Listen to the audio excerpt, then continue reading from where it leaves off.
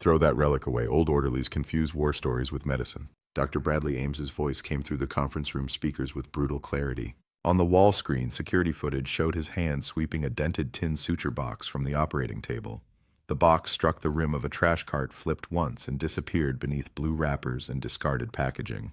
Several members of the surgical team were visible in the recording. None had intervened. At the far end of the review table, 71-year-old Frank Willis sat with both hands folded over his knees.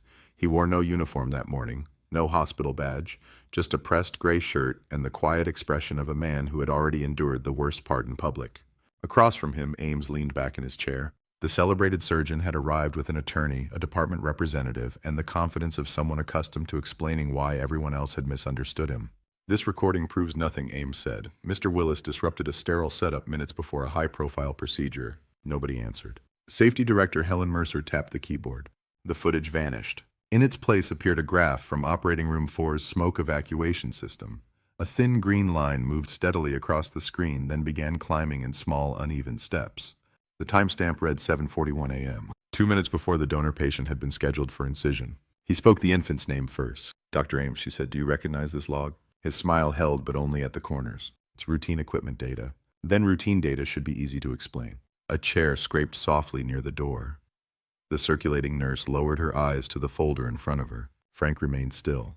The green line climbed again. Beside it, a sequence of system warnings appeared, brief, irregular, and easy to miss unless someone knew what an operating room sounded like before trouble announced itself. Ames reached for his water. "You're treating a minor equipment delay as if it were an emergency." Mercer did not challenge him. She opened a second file.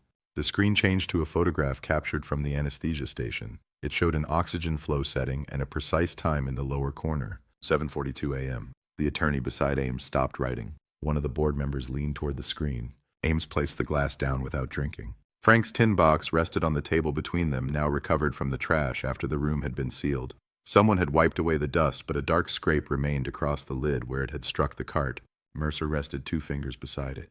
Mr. Willis asked that the smoke log and oxygen settings be preserved before Operating Room 4 was reset. Ames's voice sharpened. He had no authority to make that request. "No," Mercer replied, but he had a reason. The silence that followed was different from the silence in the security footage. This time, people were no longer waiting for Ames to speak. They were waiting to learn what Frank had noticed. Frank finally raised his eyes to the graph. He had watched numbers like those before in military surgical units where heat, oxygen, fabric, and one careless spark could turn a treatment room into something no one forgot. But he offered no speech about his service. He simply said, "The line started changing before I touched the machine." Ames shifted forward. "That is not what happened." The circulating nurse opened her folder. "It is," she said quietly. "I saw the first warning." For the first time, the surgeon's composure fractured, only slightly. A tightening near his jaw, a quick glance toward the closed conference room door, a calculation about who had preserved what and whether the records could still be dismissed as the complaints of an old man he had ordered out of his operating room. Mercer advanced the log by 30 seconds. The green line rose sharply. A red marker appeared at the exact moment Frank had reached the equipment cart. No one in the room yet said the word fire. They did not need to. Everyone there understood that certain combinations inside an operating room did not grant second chances. The donor whose name had attracted cameras, trustees, and special scheduling had been lying beneath surgical drapes while Ames demanded that the procedure begin on time. Frank had asked for less than 1 minute. Ames had answered by humiliating him, throwing away the one object he had carried since his Army surgical days and removing him from the setup. Now the board was studying a record that could cost the surgeon far more than a delayed operation. Priority scheduling, department authority, perhaps the untouchable reputation he had built around never being slowed down. Mercer faced Frank. "Before we continue, I need you to tell this committee exactly what you heard in Operating Room 4. Frank's thumb moved once across the scraped lid of the tin box. To understand his answer, they would have to return to the morning before the log was preserved, before the donor arrived, before Ames crossed the line, and before an old orderly noticed that 2 machines were telling different stories. 3 mornings earlier, Frank Willis arrived at Cumberland Surgical Hospital before sunrise. Knoxville was still dark beyond the parking deck, the city lights softened by a thin October mist. Inside the employee entrance, the air carried the familiar mix of floor-polished coffee and the faint chemical sharpness that clung to every hospital no matter how carefully it was cleaned. Frank signed the temporary staff sheet at 5:36 a.m. Under position, someone had typed part-time orderly.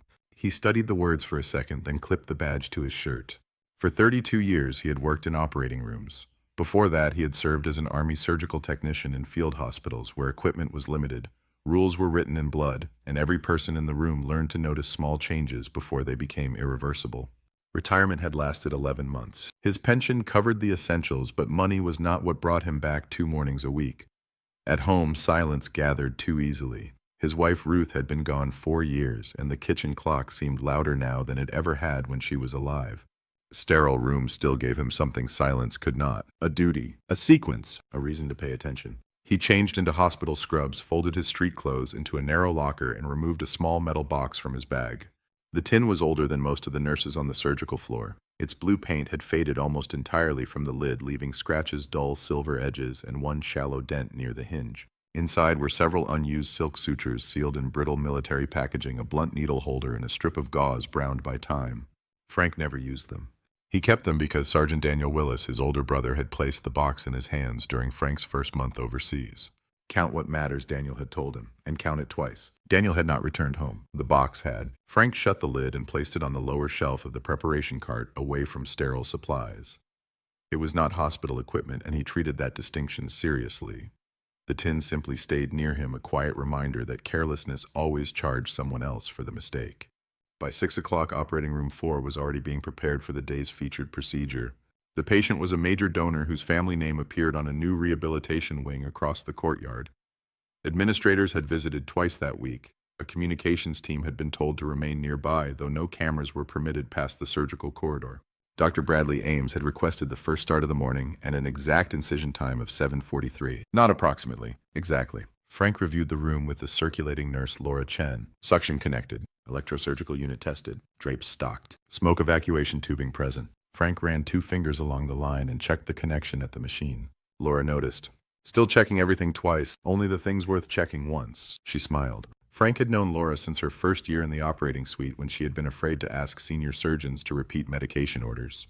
Now she was steady, competent, and trusted during difficult cases. She was also one of the few people who understood that Frank's slow movements were not confusion. They were method. At 6:18, the smoke evacuator completed its startup test. The display flashed green, then settled into standby. Frank listened to the motor. There was a faint tremor beneath the hum. Not a failure, not yet. He disconnected the tubing, inspected the filter housing, and reseated the line. The sound improved, though not completely. Laura glanced over from the supply cabinet. Problem. Maybe an old filter. It passed yesterday. Machines don't know what day it is. She wrote the concern on the setup sheet and said she would call biomedical support. Before she could pick up the phone, Bradley Ames entered the room. He did not raise his voice. He rarely needed to. People changed speed when he appeared. Ames was 52, broad-shouldered, silver at the temples, and famous enough in Knoxville that patients sometimes waited months for him rather than accept another surgeon. His portrait hung in the donor hallway. His interviews appeared in hospital newsletters beneath phrases like innovation excellence and uncompromising standards. His private standard was simpler. Nothing delayed him. Why is biomedical being called, he asked. Laura explained the vibration. Ames placed his tablet on the counter. Did the system pass its test? Yes. Then we have a working system. Frank kept one hand on the tubing. A passed test doesn't mean the filter is drawing properly under load. Ames's gaze moved to him. And you are? Frank Willis, part-time support. I know who you are. I'm asking why support staff are diagnosing surgical equipment. Frank released the line. I'm asking for someone qualified to check it. We have a donor procedure in 85 minutes. That gives them time. The surgeon's expression barely changed, but Laura stopped writing.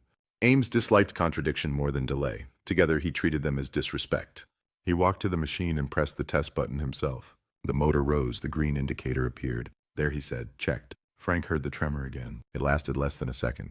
Ames returned to his tablet. No more unnecessary calls unless a system actually fails. The rule sounded practical. In that room, it functioned as a warning. Frank could have stepped away. His job description did not require him to challenge a surgeon, and his rehiring agreement could be canceled with a single complaint. Instead, he checked the filter expiration label. Then he wrote the number on the corner of the setup sheet.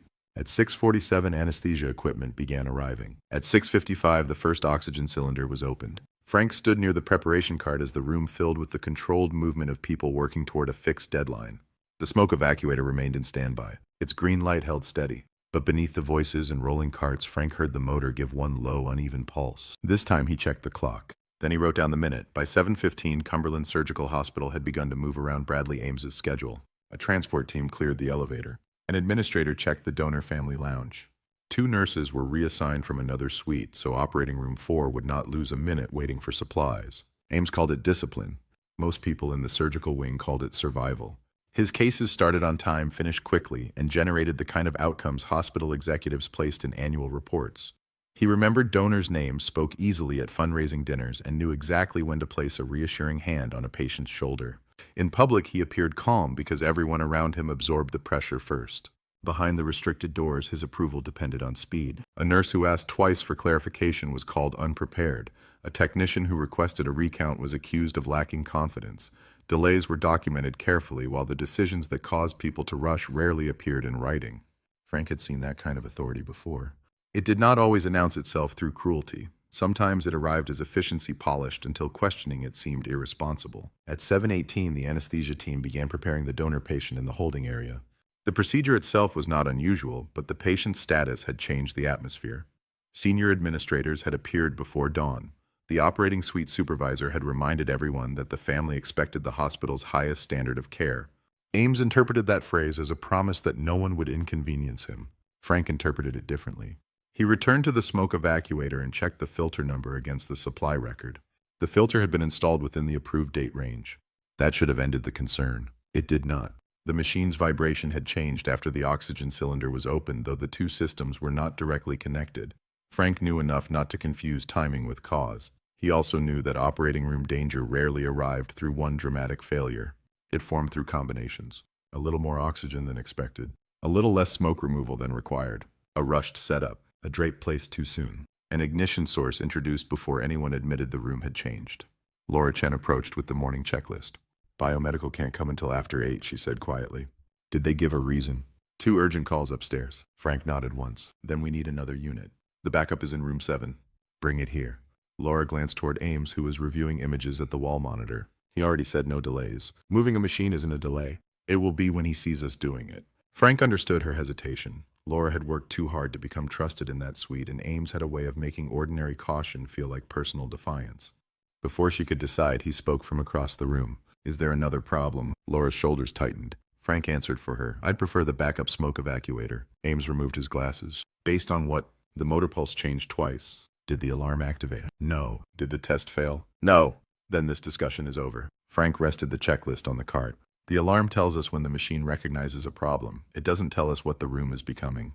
Ames gave a brief smile, the kind he used when preparing to embarrass someone without appearing angry. Mr. Willis, this is not an army tent. Several staff members paused without appearing to.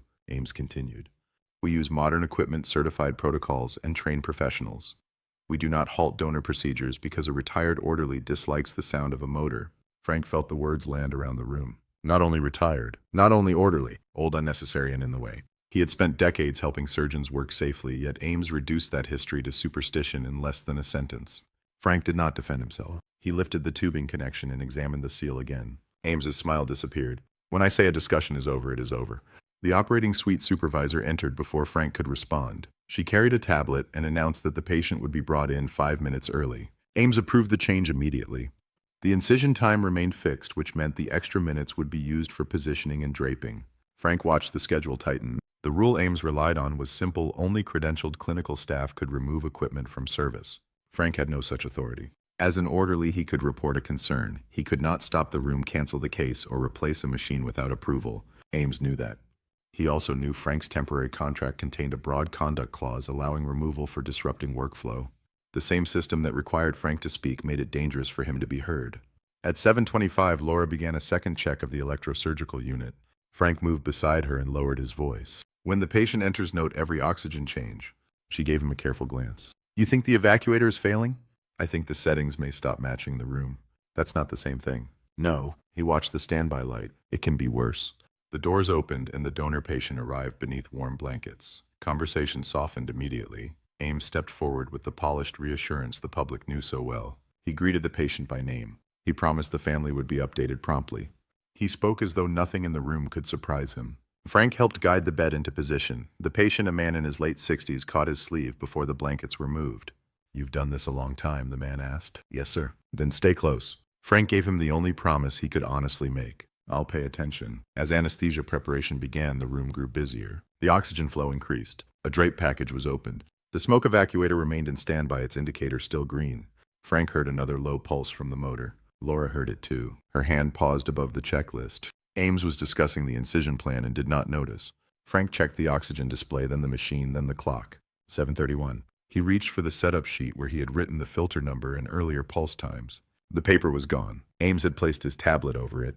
Frank slid the sheet free. Beneath the tablet, one line of his handwriting had been marked through in black ink. Smoke evacuator, irregular motor pulse. Beside it, someone had written, "Test passed, no action required." Frank recognized Ames's initials. The concern had not merely been dismissed. It had been converted into a record that said the room was safe. Frank folded the sheet once and placed it in his pocket. Then the anesthesia provider announced another increase in oxygen flow. Across the room, the smoke evacuator gave a faint mechanical shudder. This time, its green light flickered, only once. Frank saw it, so did Laura. And when their eyes met, both understood why walking away was no longer an option. At 7:33, the donor patient was fully inside operating room 4. The doors closed. From that point forward, every movement mattered. Laura Chen announced the patient's identity and procedure while the team confirmed the surgical plan. Ames answered without lifting his eyes from the imaging monitor. His responses were fast-clipped and exact. Frank stood beside the equipment cart, listening to the room as carefully as he watched it. The oxygen flow had increased again. The smoke evacuator remained in standby. Ames wanted draping completed early so the incision could begin at precisely 7:43. The electrosurgical pencil had already been opened and placed on the field. Frank watched the sequence forming. Fuel, oxygen, ignition. Each element had a legitimate purpose. Together, under the wrong conditions, they became something else. He moved toward Laura. "We need the oxygen setting documented now." She glanced at the anesthesia station. "It's already in the record. Get a screen capture, Frank, before they change it." Ames heard his name in her hesitation. He removed one glove and faced them. "What is happening now?" Frank pointed toward the smoke evacuator. "The motor isn't drawing consistently, and oxygen flow has risen since the last test." The anesthesia provider answered from behind the patient's head. "The flow is clinically appropriate." "I'm not questioning the clinical decision." "Then stop questioning it," Ames said. Frank kept his voice level. "I'm questioning whether the room is prepared for it." A scrub technician lowered a tray onto the stand more carefully than necessary. No one wanted to appear involved. Ames crossed the short distance between them. "You have reported your concern. It was reviewed. The equipment passed. It passed before the flow changed. The smoke system and oxygen delivery are separate. They're separate machines." Frank indicated the draped patient. "They're not separate conditions." Ames's expression hardened. "You are outside your role." Frank had heard those words in different forms for most of his career. Orderlies carried, cleaned, counted, and disappeared. They were expected to notice what had been dropped, spilled, misplaced, or forgotten, but not to question why it happened. Frank knew his title. He also knew Heat did not care about titles. At 7:35, the smoke evacuator gave another uneven pulse. This one lasted longer. Laura heard it and reached toward the control panel. Ames blocked her hand. "Do not alter equipment during final setup. I was only checking the suction level. It has been checked." Frank saw the machine's display dip, recover, and hold. No alarm sounded. That made the room more dangerous, not less. An alarm would have forced attention. A partial failure could hide inside normal-looking numbers until the field was ready for ignition. Ames faced the team. "We are 6 minutes from incision. Continue." The command reset the room. Drapes were unfolded. Cables were positioned. The patient disappeared beneath layers of sterile blue. Frank remained near the cart. He could have obeyed and survived the morning professionally. He could have noted the concern after the procedure, filed a report, and let someone else decide whether it mattered. But the patient had gripped his sleeve and asked him to stay close. Frank had promised only to pay attention. A promise like that was small enough to dismiss and large enough to keep. At 7:36, Laura moved beside him. "What exactly do you want me to do?" "Save the smoke evacuation log. Now. Now." Her eyes shifted toward Ames. Frank continued. "And capture the oxygen settings with the time visible. If he sees me, he will. That could become a conduct report." "Yes." Laura studied his face. "You're sure?" "No." The answer surprised her. Frank nodded toward the patient. "I'm sure we shouldn't erase the question." Laura drew a slow breath, then used the anesthesia station's approved documentation function to capture the oxygen display. A small confirmation icon appeared. 7:36:42. She then opened the smoke evacuation system's event screen and selected preserve log. Ames noticed immediately. "What did you just do?" Laura kept her hand on the console. "Save the current equipment data." "Who instructed you to do that?" Frank answered. "I did." Ames's voice dropped. "You do not instruct nursing staff. I asked her to preserve a record." "Of what?" "The room before it changes." Ames removed his second glove and dropped it onto the tray. "You are creating panic over a machine that has passed every required check." "No one is panicking." "You are undermining this team." Frank's hand settled against the edge of the preparation cart. "Then replace the unit and prove me wrong." The words were not loud. They struck harder because they were reasonable. The backup unit sat less than 2 corridors away. Swapping it would cost minutes, not hours. Ames could protect the patient and his schedule with one inconvenient decision. But agreeing would mean admitting Frank's judgment deserved weight.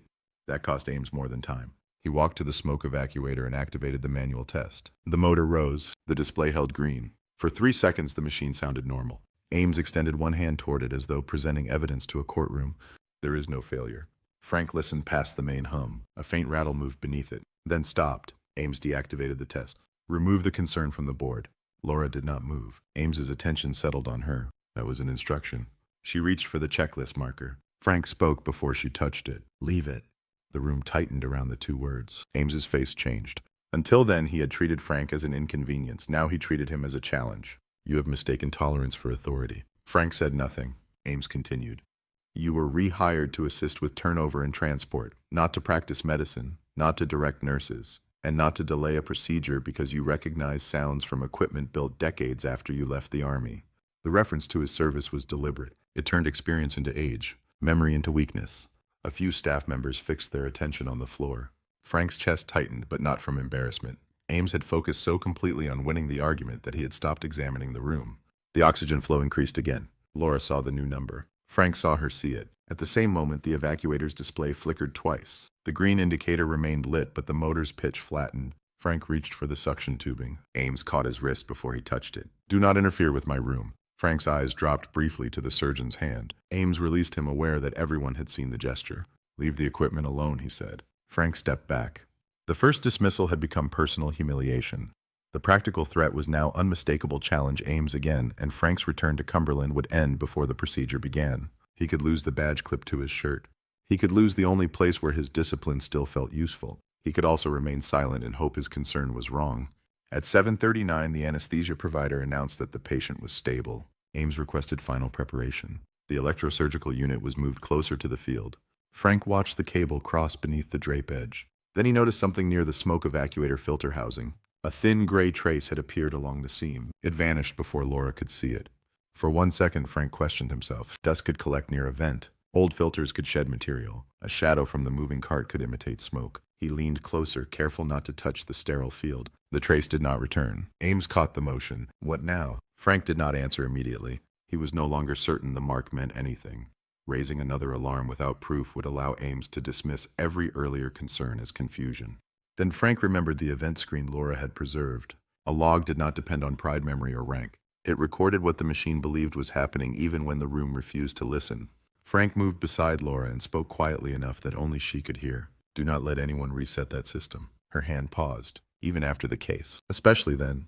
Ames called for the final count. The team began. Instruments, needles, sponges. Frank joined the count by habit, his voice steady despite the pressure gathering beneath it.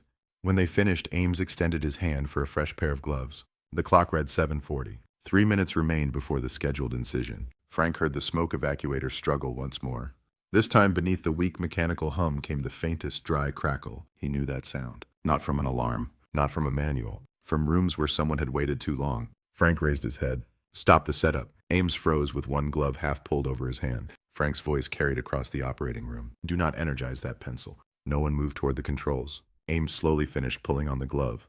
Then his gaze dropped to the dented tin suture box resting on the lower shelf of Frank's cart.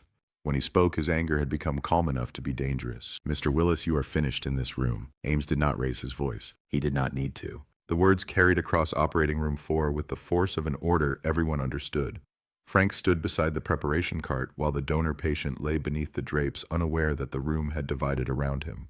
Ames removed one glove. Security can collect your badge after the case.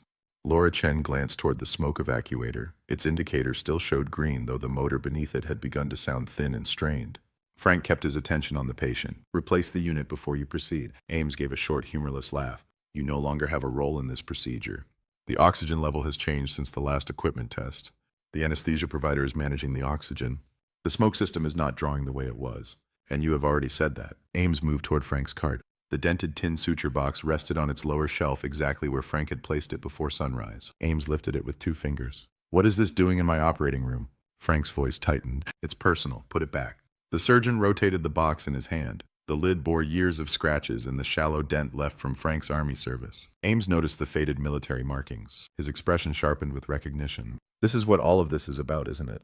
Frank said nothing. You hear a machine change pitch, remember some field hospital 40 years ago, and decide modern medicine needs your permission. That box has nothing to do with the equipment. It has everything to do with it. Ames held it up where the team could see. Old tools, old habits, old stories. Laura's face hardened.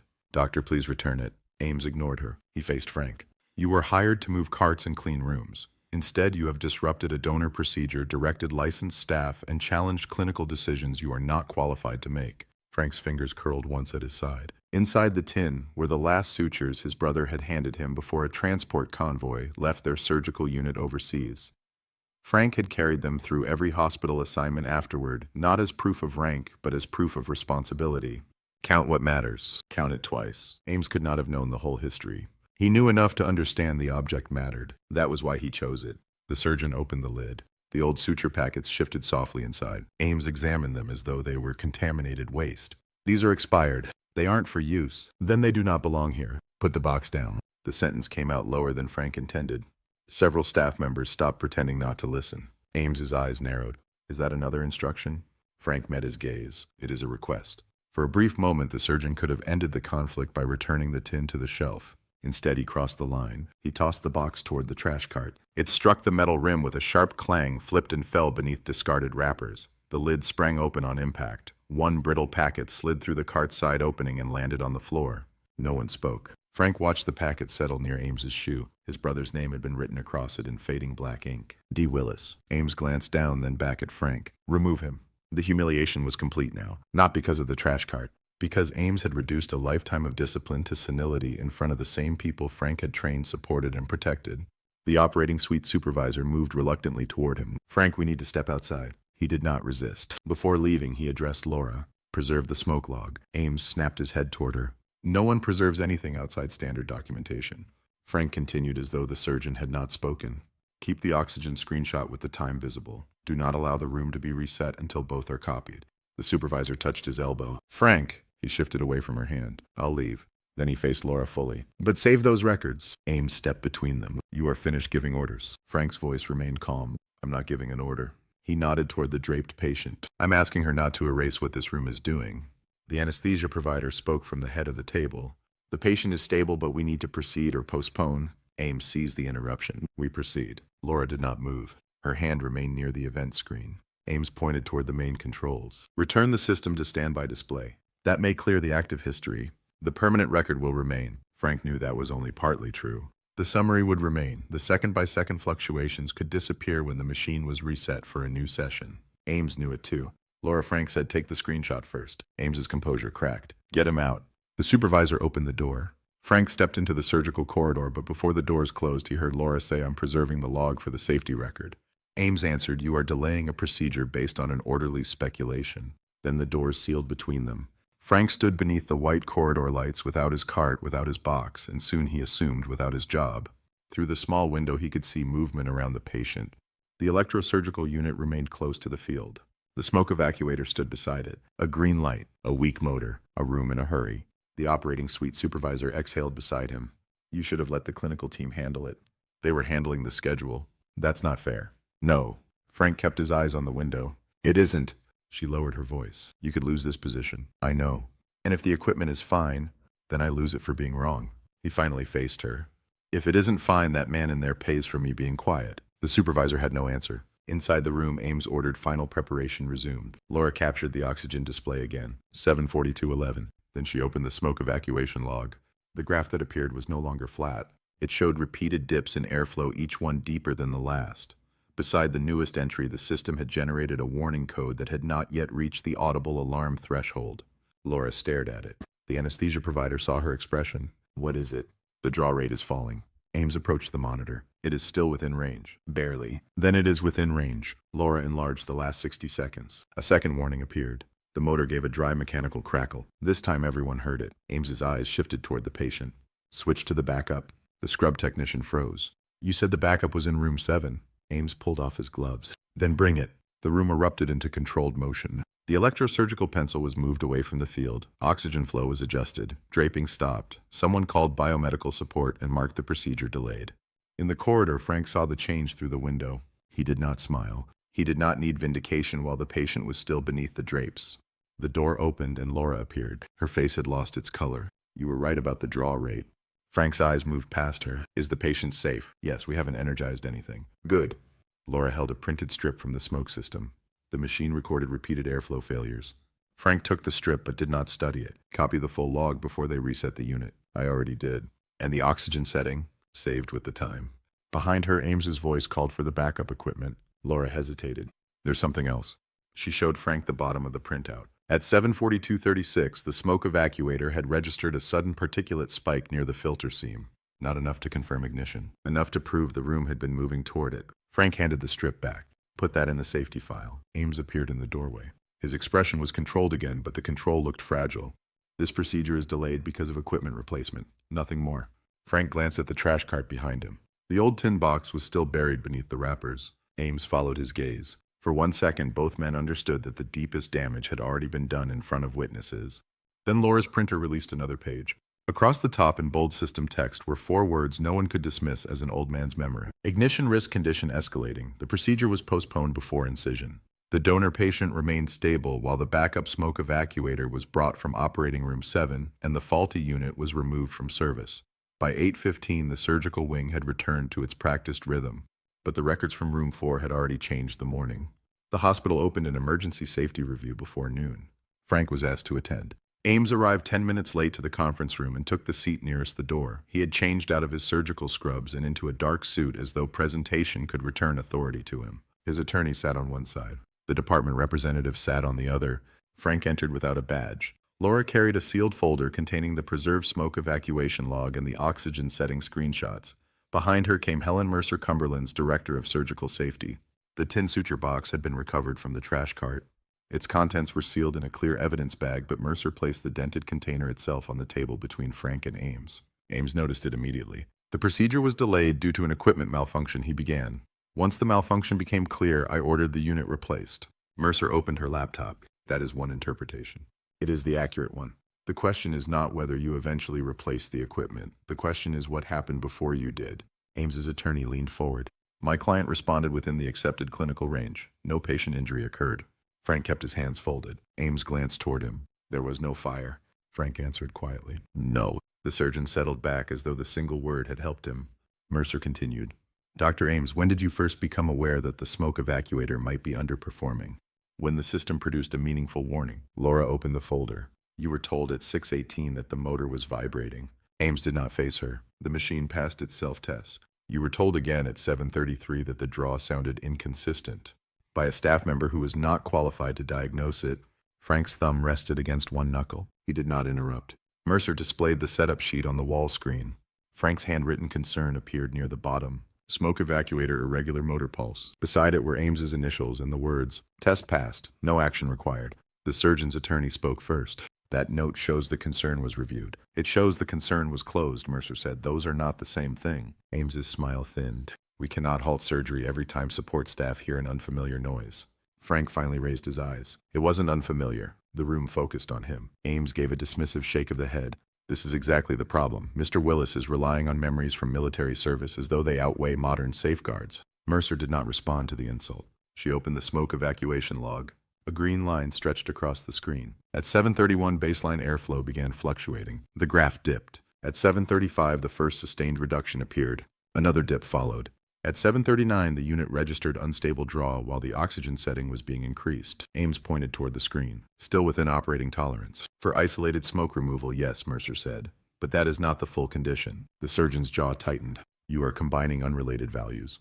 Laura removed the first oxygen screenshot from the folder. No, she said, Frank was. She placed it beside the laptop. The image showed the anesthesia station at 7:36:42 with the oxygen setting clearly visible. A second screenshot showed the increase at 7:42:11. Ames glanced toward the anesthesia provider's written statement in the packet. The oxygen was medically appropriate. No one has challenged that, Mercer replied. The issue is whether the rest of the room was adjusted to match. She advanced the graph. The airflow line dropped again. A warning marker appeared, then another. The attorney beside Ames stopped taking notes. Mercer highlighted the final minute before the procedure was halted. At this point, the surgical field contained supplemental oxygen beneath the drapes. The electrosurgical pencil was present and ready. The smoke evacuator was drawing below expected performance. Ames leaned forward. Below expected has not failed. No, Frank said. Ames faced him. Frank continued. That was the danger. He rose slowly from his chair. His age showed in the care with which he straightened, but not in his voice. A failed machine gets everyone's attention. A burning smell gets attention. An alarm gets attention. He indicated the green line. This one kept pretending it was working. Mercer displayed the particulate spike recorded at 7:42:36. The line rose sharply. A red system note appeared beneath it. Ignition risk condition escalating. Ames stared at the wording. That notification never appeared on the main display. It was recorded in the event log, Laura said. The same log Frank asked me to preserve before the system was reset. The surgeon's attorney examined the screen. Could the warning have been generated by dust or filter debris? Yes, Mercer said. That is possible. Ames seized the answer. Then this proves nothing. Mercer waited until he finished. By itself, the particulate marker would not prove an impending surgical fire. Ames exhaled. However, it was not by itself. She layered the oxygen screenshot over the airflow graph. The timestamps aligned. The room understood before Ames did. The oxygen setting had risen while smoke evacuation performance fell. The field was already draped. The ignition device was moving into position.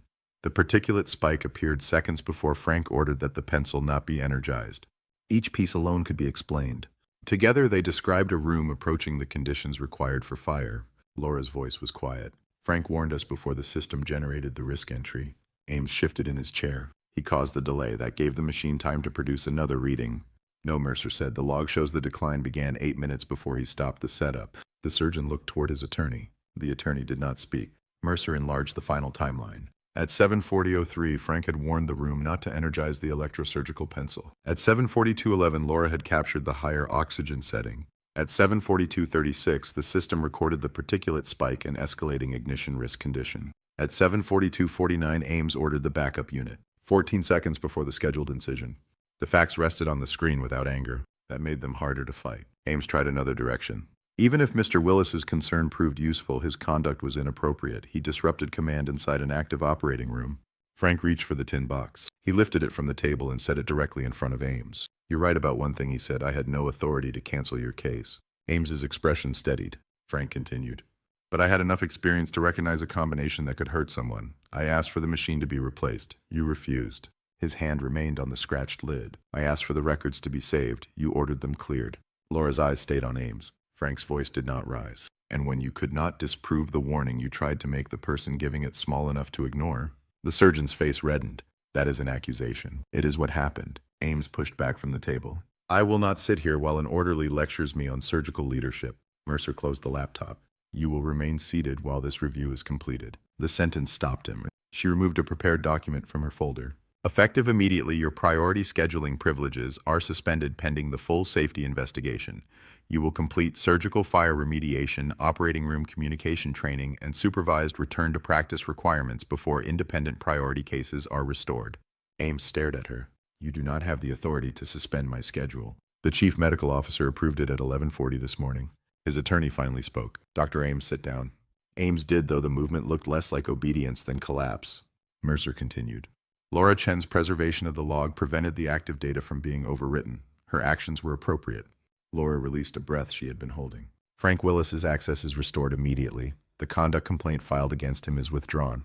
Frank did not celebrate. His eyes moved toward the evidence bag containing the old sutures. Mercer followed his attention. There is one more matter. She slid the bag toward him. The hospital owes you an apology for the way your property was handled. Frank opened the bag and checked each packet. One had been bent. None were missing. He placed them back inside the tin box with the same care he had used every morning for decades. Ames watched him. For once, the surgeon had no room to interrupt. Frank closed the lid. I didn't stop a fire, he said. Mercer studied him. The review indicates you prevented the conditions from continuing. Frank nodded. That's different. How? He rested one palm over the box. If you wait until there's fire, somebody has already paid for the warning. No one argued. Outside the conference room, the surgical schedule was being rewritten. Ames's name had been removed from the top priority block. Safety staff were sealing the faulty machine for inspection, and every operating suite had been instructed to preserve equipment logs before reset whenever ignition risk was suspected. The hospital had not changed because a famous surgeon admitted he was wrong. He had not. It changed because an old orderly had insisted the room leave a record of the truth. 3 weeks later, the morning schedule at Cumberland Surgical Hospital began differently. Before the first patient entered any operating room, the circulating nurse confirmed oxygen delivery, smoke evacuation performance, and ignition source readiness as 3 parts of the same check. The language was new. The habit behind it was not. Frank Willis stood inside the hospital's safety classroom with the dented tin suture box resting on a small display shelf beside him. The scrape across its lid had been cleaned but not polished away. Frank had asked that it remain visible. Damage is part of the lesson, he had said. A card beneath the box read, "Attention before alarm, donated by Frank Willis, Army Surgical Technician and Cumberland Orderly." He disliked the word donated. It made the box sound as though it no longer belonged to him. So Helen Mercer arranged a compromise. It would remain in the classroom during the week and return home with Frank whenever he wanted it. The younger technicians gathered around a training table while Frank held a length of smoke evacuation tubing between his hands. He no longer worked only as a part-time orderly. Cumberland had offered him paid hours assisting with operating room safety instruction, though Frank had rejected the first title they proposed. Senior Clinical Safety Consultant sounded too large. He accepted Surgical Safety Instructor. Titles should tell people what work needs doing, he explained, not how impressed they ought to be. Laura Chen stood near the back of the classroom watching the trainees inspect filter seals and listen to the difference between stable suction and irregular draw. Frank did not begin with the donor procedure. He began with a question. What happens when a machine passes its test? A young technician answered, "We document that it passed." "And then we use it," Frank nodded. "And what do you do if the room changes after the test?" The technician hesitated. Laura smiled slightly. That hesitation was the reason Frank had agreed to teach. "A test describes one moment," he said. "Your responsibility lasts longer than that moment." He switched on the training evacuator. The motor rose into a smooth, even hum. Frank partially loosened the filter housing. The sound changed so little that several trainees missed it. He repeated the demonstration.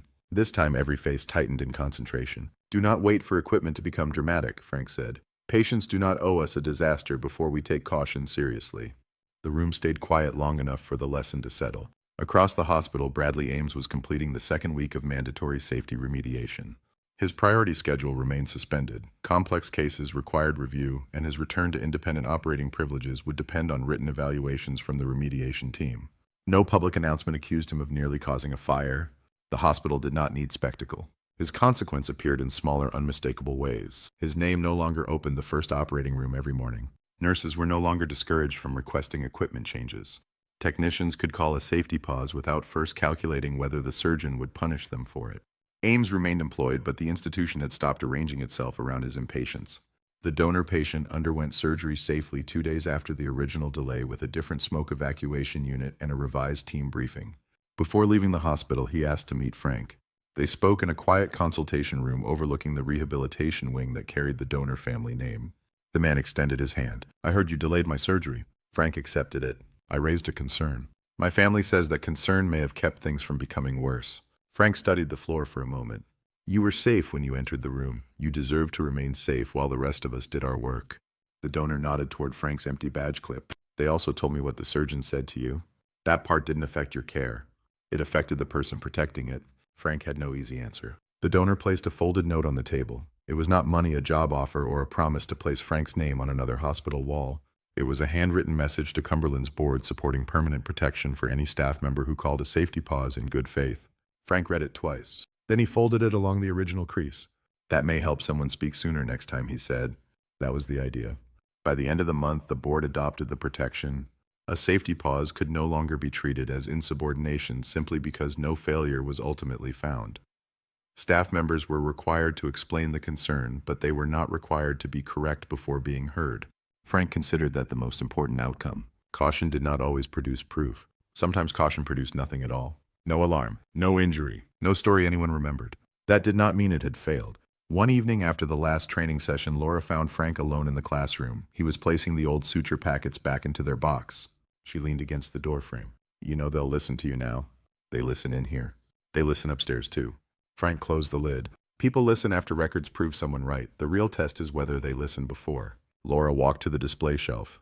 "You could leave the box here tonight." "I could, but you're taking it home." Frank allowed himself a small smile. "My brother gave it to me. The hospital gets it during business hours." Laura laughed softly. Together, they left the classroom and walked toward the surgical corridor. Through the glass doors, Frank could see a new team preparing for the next morning's cases. A nurse pointed to an oxygen setting. A technician checked a smoke evacuator connection. The surgeon waited while they completed the review. No one appeared angry about the extra minute. Frank stopped beneath the corridor light. For years, the tin box had reminded him of one person he could not bring home. Now it carried another meaning. Experience did not become worthless because the hands holding it had grown old. Humility did not make a warning weak, and authority did not make caution unnecessary. Frank held the box beneath one arm and continued toward the employee exit as evening settled over Knoxville. Behind him, the operating rooms remained quiet, bright, and safe. Not because nothing could go wrong, because someone had finally made it easier to speak before it did. What matters more in a place where lives depend on trust, protecting authority, or protecting the person willing to slow everything down? Share your thoughts in the comments and subscribe for more stories about ordinary people whose quiet courage leaves a record no one can erase.